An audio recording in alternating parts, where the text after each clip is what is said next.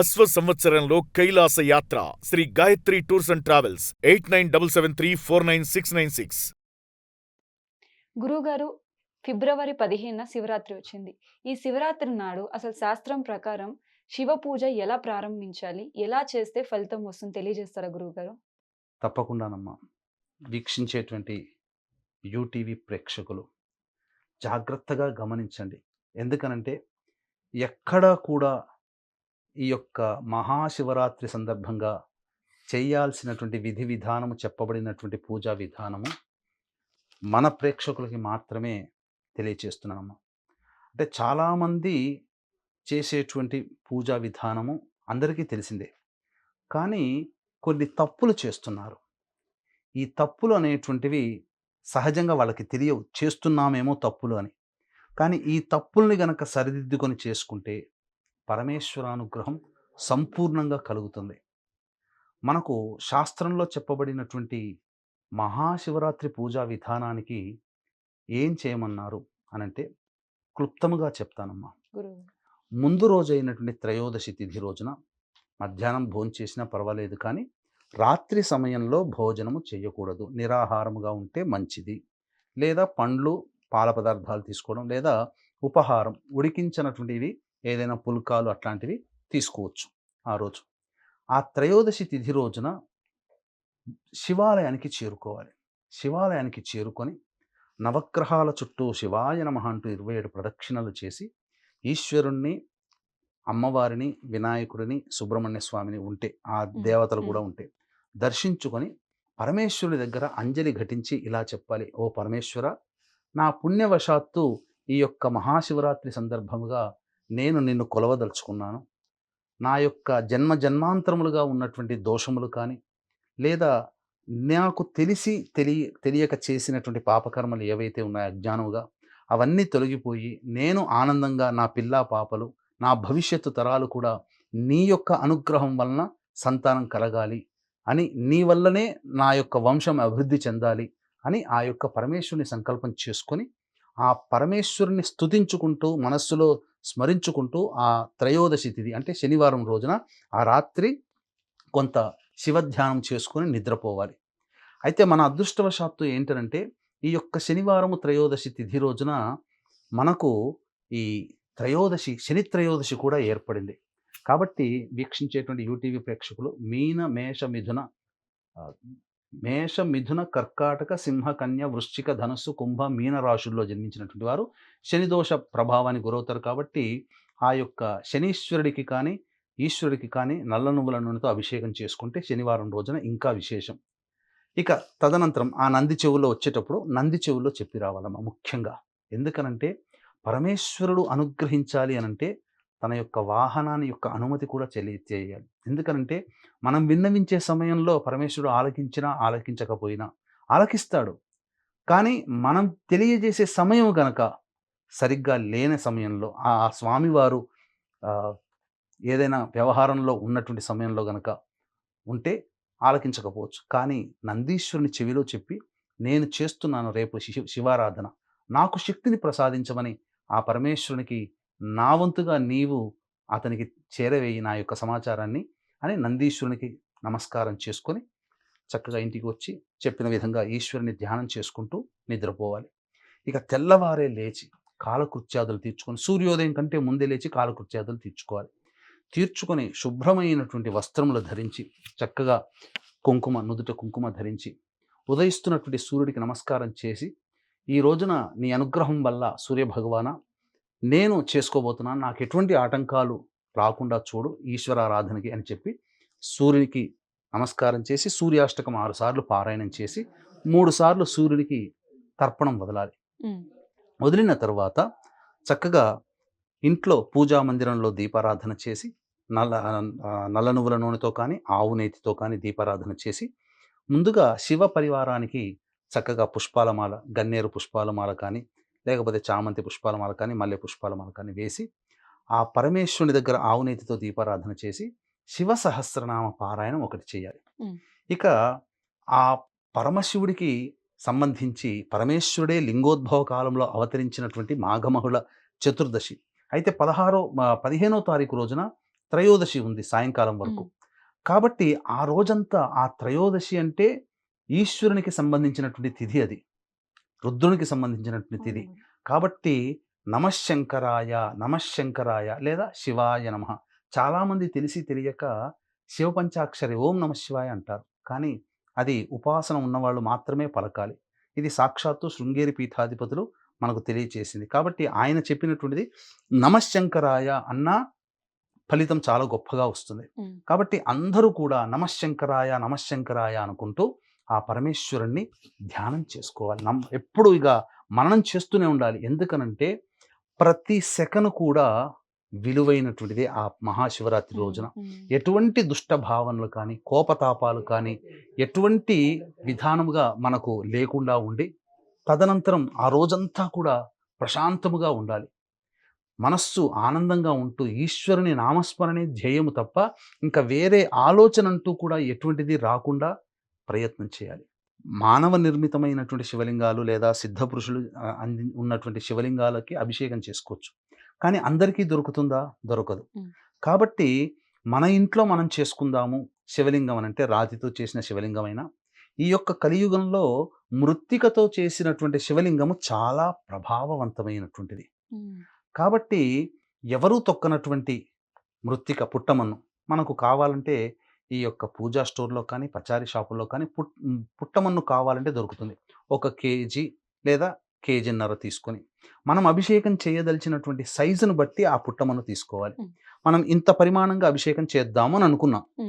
కాబట్టి 1 కేజీ అయితే తీసుకొని ఆ కేజీ పుట్టమన్నుని బాగా దట్టించి, ఇప్పుడు వాళ్ళు ఇచ్చింది మెత్తగానే ఉంటుంది, కానీ మళ్ళీ మనం జల్లెడ పట్టుకుంటే ఇంకా చాలా మెత్తగా వస్తుంది.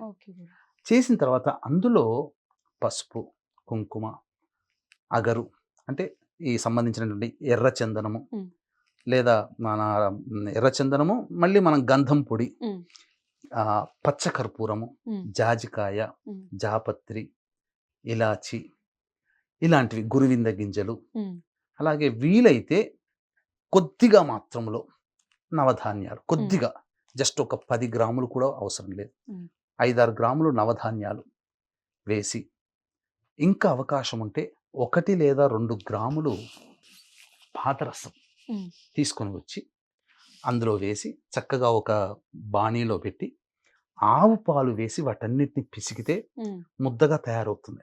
ఆ ముద్దగా తయారైన దాన్ని మనకు అనుకూలంగా అభిషేకం చేసుకునే విధంగా శివలింగాన్ని తయారు చేయాలి. ఏది? శివరాత్రి రోజునే ఇదంతా నమఃశంకరాయ నమఃశంకరాయ అంటూ చేయాలి.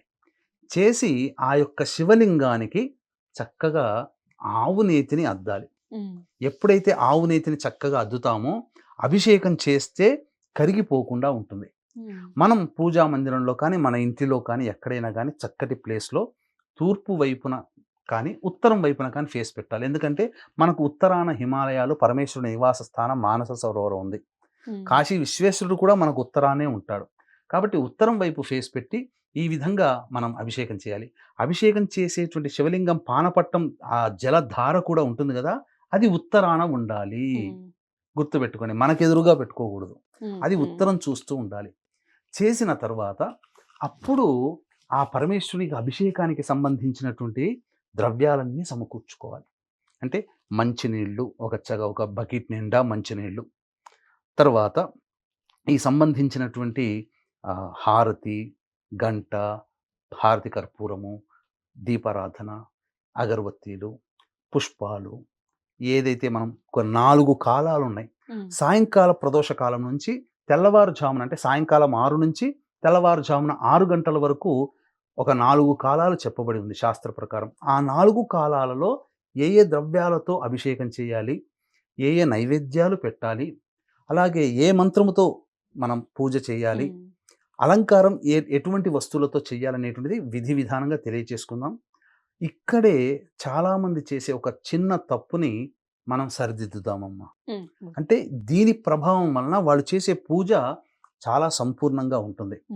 అయితే ఈ యొక్క విషయాలన్నీ కూడా తెలియజేసుకుందాం. వీక్షించేటువంటి ప్రేక్షకులు కూడా గమనించాల్సినటువంటిది, ఈ యొక్క మహాశివరాత్రి సందర్భంగా మహామహిమాన్విత సుప్రసిద్ధ కాశీ క్షేత్రములో శివరాత్రి రోజున రుద్రపారాయణాలు, అలాగే రుద్రాభిషేకము, 17వ తారీఖు రోజున సూర్యగ్రహణం ఏర్పడుతుంది. భౌమ అంగారక చతుర్దశి అమావాస్య గ్రహణం ఉన్నటువంటి సమయం మధ్యాహ్నం 3 గంటలకి నుంచి 3:30 నుంచి 7:30 వరకు. ఆ మధ్యకాలంలో చండీ హోమము, మృత్యుంజయ హోమము, సుదర్శన హోమము, అలాగే శనీశ్వర హోమాలు అనేటువంటి జరిపించడం జరుగుతుంది. మేష మిథున కర్కాటక సింహ కన్య వృశ్చిక ధనుసు కుంభరాశిలో జన్మించినటువంటి వారికి శనిదోష నివారణ పూజల హోమాలు కూడా జరిపించడం జరుగుతుంది. అవకాశం ఉన్నటువంటి వాళ్ళు ఈ మహాశివరాత్రి పర్వదినం 15వ తారీఖు రోజున, అలాగే ఈ సంబంధించినటువంటి ఈ ఈశ్వరునికి సంబంధించినటువంటి గ్రహణం అంటే సూర్యునికి సంబంధించిన గ్రహణం సూర్యగ్రహణం రోజున చండీ హోమం కూడా జరిపించడం జరుగుతుంది. అతి సామాన్య మానవుడు కూడా పాల్గొనే విధంగా రూపకల్పన చేయడం జరిగింది. అవకాశం ఉన్న వాళ్ళు కార్యక్రమ తదనంతరం కాంటాక్ట్ చేసి మీ గోత్రనామాదులు నమోదు చేసుకోవచ్చు. ఇది చక్కటి అవకాశం, మళ్ళీ మళ్ళీ రాదు. ఇక వీక్షించేటువంటి మన యూటీవీ ప్రేక్షకులకి చెప్పాల్సినటువంటిది ఏంటంటే, ఈ శివరాత్రి ఒక గొప్ప యోగముతో వస్తుంది, పాతార్క యోగంతో వస్తుంది. ఇది అలభ్యమైనటువంటి పుణ్యతిథి అమ్మ. ఈ రోజున చేసేటువంటి పూజ, దానము, జపము ఏదైనా అక్షయమైనటువంటి ఫలితాలు వస్తాయి. కాబట్టి ఇటువంటి పాతార్క యోగం ఉన్నటువంటి ఈ రోజున చెప్పబడి విధంగా అభిషేకం చేసుకోవడానికి సంబంధించి అన్ని వస్తువులు సమకూర్చుకుంటారు కదా. చాలామంది చేసేటువంటి తప్పేంటంటే శుద్ధమైన నీరుతో అభిషేకం చేయాలి మొట్టమొదటిగా. కానీ ఈ నీరు అనేటువంటిది ప్రధానంగా ప్రతిదీ కూడాను ఎంగిలి పడ్డదే అవుతుంది. ఎందుకు అనంటే శాస్త్ర ప్రకారము ఇప్పుడు మనము తేనెతో అనుకుంటాం. ఈ తేనెటీగలు ఎంగిలి చేస్తేనే కదా. ఆవు పాలు, దూడ తాగిన తర్వాతనే ఆవు పాలు తీసుకుంటాం కదా. ఇలా ఆవు పాలు ద్వారా వచ్చే ఆవు పెరుగు కానీ, ఆవు నెయ్యి కానీ, ఇవన్నీ ఏదో ఒక విధంగా మనకు కాస్త దోషముతో కూడుకున్నట్టు. ఇది డైరెక్ట్గా అభిషేకం చేయడానికి వీలు లేదు.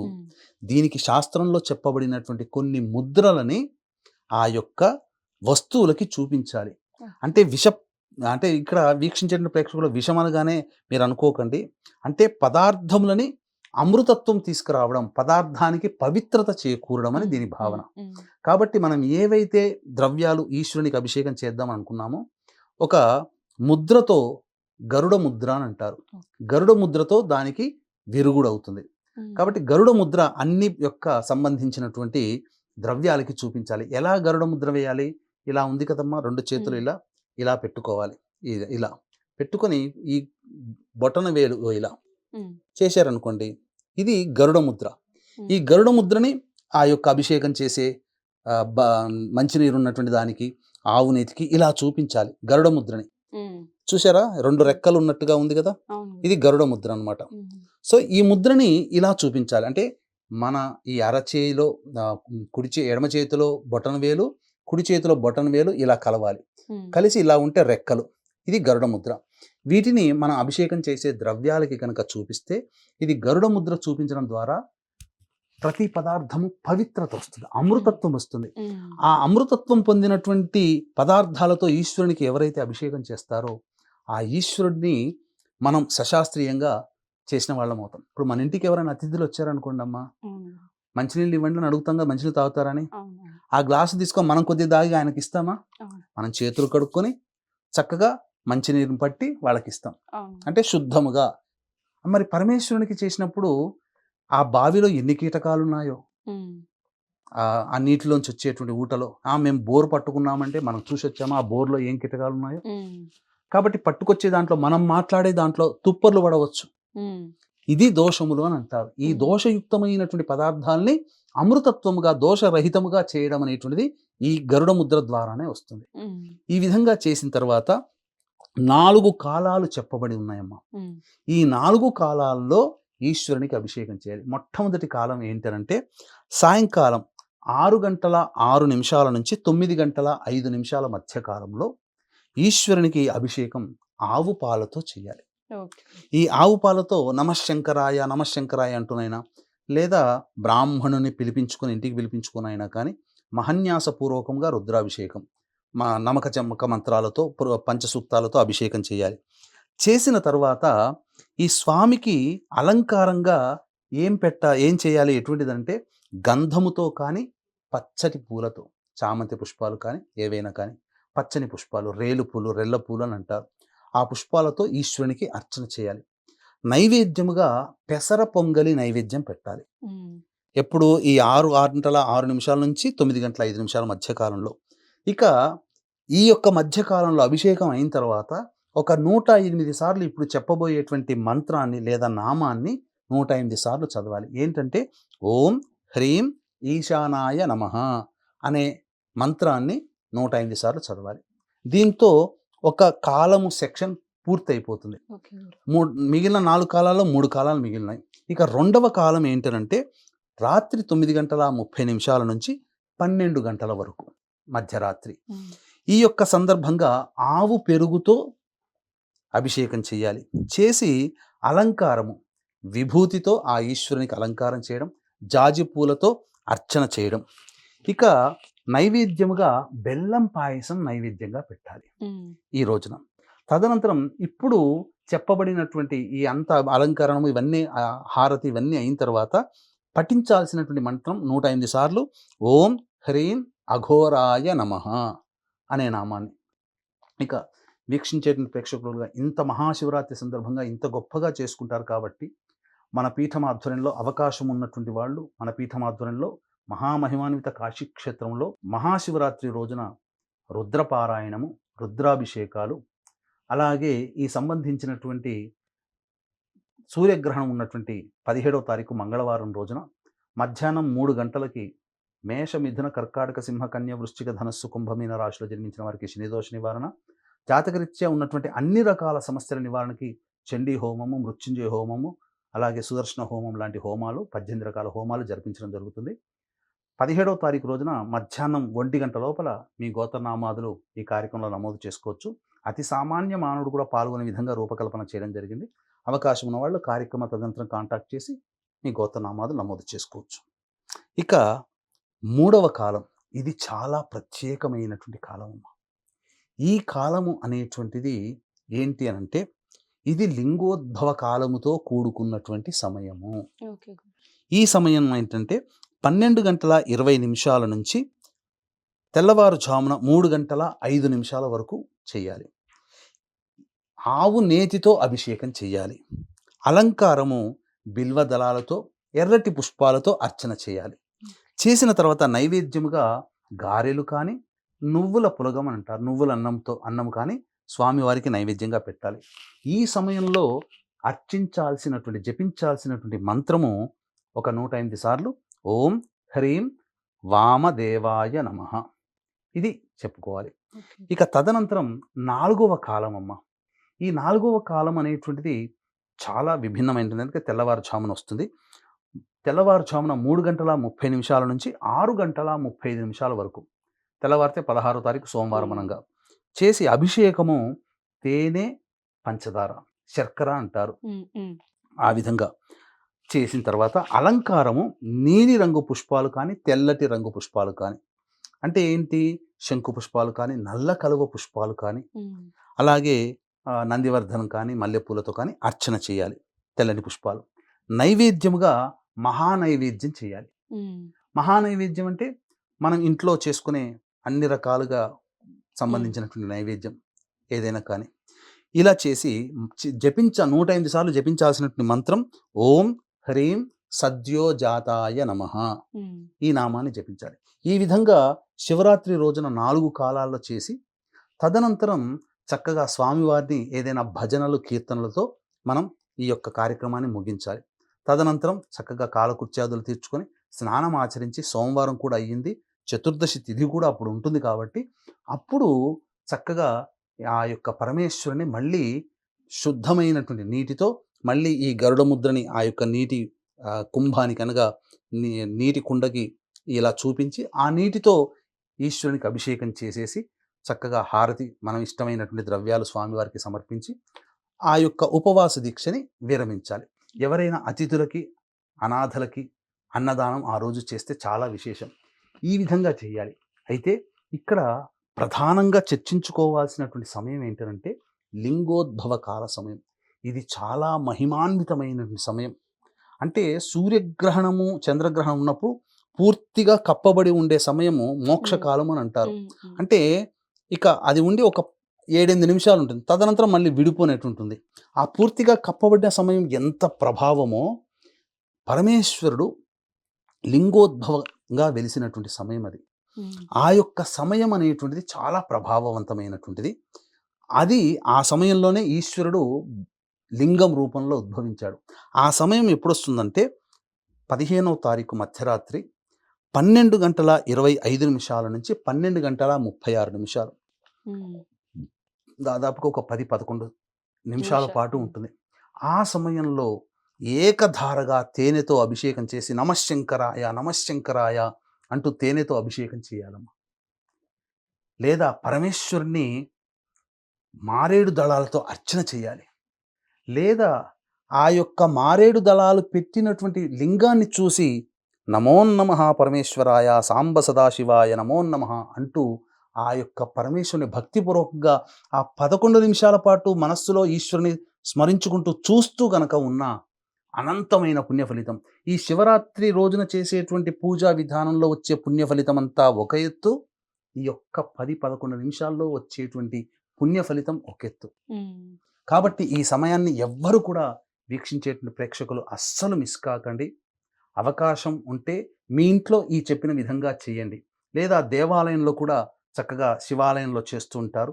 ఎక్కడైనా చేస్తున్నా ఆ క్షేత్రంలో అక్కడ ఉన్నా చాలు. మీకు శక్తి లేదు, అభిషేకం చేసుకోవడానికి భగవంతుడు డబ్బు సహకరించలేదు, ఆ క్షేత్రంలో ఉండి ఆ నామస్మరణ చేస్తూ ఆ స్వామివారిని చూసిన తరించిన ఆ విధానాన్ని చూసిన మీకు అంతే పుణ్య ఫలితం ఉంటుంది. శక్తి ఉన్నవాళ్ళు ఇంట్లో శక్తి చేసుకోండి. లేదు మనం చేసుకున్న దానికంటే కూడా ఇంకా గొప్పదైనటువంటి పుణ్యం రావాలి, పరమేశ్వర అనుగ్రహం మనకు కలగాలి అనుకుంటే మన పీఠమాధ్వర్యంలో మహామహిమాన్విత సుప్రసిద్ధ కాశీ క్షేత్రంలో శివరాత్రి రోజున, అలాగే సూర్యగ్రహణం ఉన్నటువంటి ఈ సంబంధించినటువంటి 17వ తారీఖు రోజున మంగళవారం మధ్యాహ్నం 3 గంటల లోపల మీరు గోత్రనామాదులు ఈ మా ఆధ్వర్యంలో జరిగేటువంటి కార్యక్రమంలో నమోదు చేసుకోవచ్చు. ఎందుకనంటే నేను గత 2009వ సంవత్సరం నుంచి వ్యక్తిగతంగా నేను చూస్తున్నాను. ఎక్కడైనా మాట తప్పవచ్చు మానవుడు, కానీ దైవం ఇస్తే మాట తప్పదు. కాబట్టి ఆ దైవానికి సంబంధించి మనం నివేదన చేసుకుందాం మన యొక్క సంకల్పాన్ని. తప్పకుండా ఆ పరమేశ్వరుడు ఆ సంకల్పాన్ని నెరవేరుస్తాడు అని చెప్పడంలో ఏమాత్రం సందేహం లేదని చెప్పవచ్చు. ధన్యవాదాలు గురువు గారు. పూజా విధానాన్ని చాలా చక్కగా తెలిపినందుకు ధన్యవాదాలు గురువు గారు. సర్వం శ్రీ ఉమామహేశ్వర పరబ్రహ్మార్పణమస్తు.